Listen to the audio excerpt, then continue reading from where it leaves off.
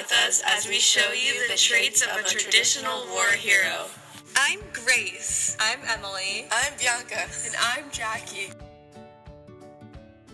Heroism originated in Greece. The Greek word heros is the origin of the word, which means hero. Professor Mary Beard explained that ancient Greeks invented the idea of heroism. It first appeared in Homer's Iliad, which describes the first great war of history between the Greeks and Trojans. Although the Greeks' definition was very broad, the hero often held a high leadership position and was very well known. However, in World War I, the idea of an anonymous hero arose, which included unknown individuals who made great sacrifices in war, but may not have had any leadership position. Beard describes the present view of heroism between a high-ranking war official and a normal soldier. She states, "I couldn't help thinking that, whatever their view on the war in which they served and died, these were heroes, both of them, not to mention, as I feel sure, the sons of heroic mothers." Traits of a traditional war hero.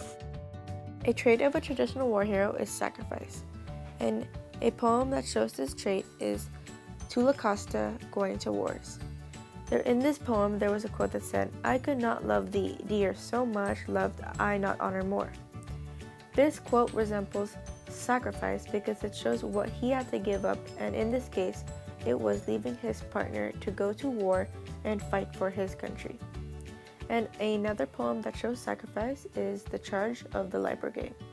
And a quote in this poem is that, "Into the jaws of death, into the mouth of hell, rode the 600. This shows how they marched in knowing that the death would be an outcome for some of the soldiers, but still continued to march for their country. The war that the soldiers took part in and that caused many deaths was the Crimean War, which was caused by religious differences between multiple countries.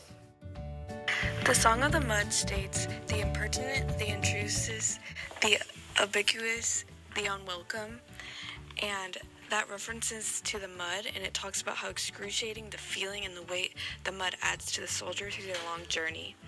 This exemplifies endurance because they must keep on going even when conditions are hard. In Dulce et Decorum Est, it says, "Many men had lost their boots but limped on bloodshot." This quote shows how endurance is exhibited by a war hero because a true war hero fights through pain and blood even when they have to march without their boots on in conditions that are unbearable. The final characteristic of the traditional war hero is courage, as exemplified through the poems The Charge of the Light Brigade and Dulce et Decorum Est. In The Charge of the Light Brigade, the phrase, "Into the Valley of Death rode the 600, is repeated throughout several stanzas. By nicknaming the battlefield the Valley of Death, the author illustrates how unforgiving the war zone was. The British cavalry who fought in the Battle of Balaclava had to show great courage to continue fighting, even though the conditions were against them. A traditional war hero must have courage going into battle since you are not assured of your safety at any time." In Dulce et Decorum Est, Wilfred Owen describes a scene of panic in the second stanza when it reads, "Gas, gas, quick boys, an ecstasy of fumbling, fitting the clumsy helmets just in time." During World War I, British soldiers were attacked with chlorine gas, a fast-acting and poisonous death sentence. The imagery of this quote highlights the gruesome realities of war that highlight why courage is a characteristic for anyone entering. This first-hand look at war undermines the saying, "Dulce et decorum est pro patria mori," which means how sweet and honorable it is to die for one's country.